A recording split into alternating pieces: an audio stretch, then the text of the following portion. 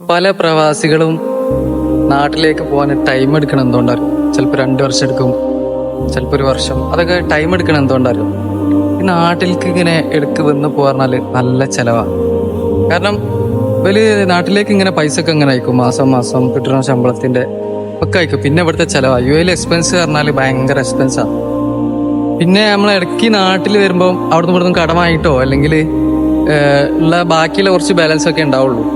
പക്ഷെ ഇതേ സ്ഥാനത്ത് തന്നെ നാട്ടിൽ വന്ന് വേഗം തിരിച്ചു വരാനേ ഉണ്ടാവുള്ളൂ. വേറെ ഇതിനേക്ക് നമുക്ക് മാറ്റി വെക്കാനൊന്നും ഫണ്ട് ഉണ്ടാവില്ല. പക്ഷെ എന്നാലും ഒരു ചോദ്യങ്ങളൊക്കെ ഉണ്ടാവും. ഇത്രയും കാലം ദുബായി പോയിട്ട് ഒന്നും നേടിയെടുത്തിയില്ല എന്നുള്ള ചോദ്യമായിരിക്കും. കാരണം അതിൻ്റെ ഇടയ്ക്ക് 2 വർഷം പണിയെടുത്തതും അല്ല മാസത്തിൽ ഇങ്ങനെ ഫണ്ട് അയച്ചു കൊടുത്തതൊന്നും പോലെ കണ്ണിലുണ്ടാവില്ല.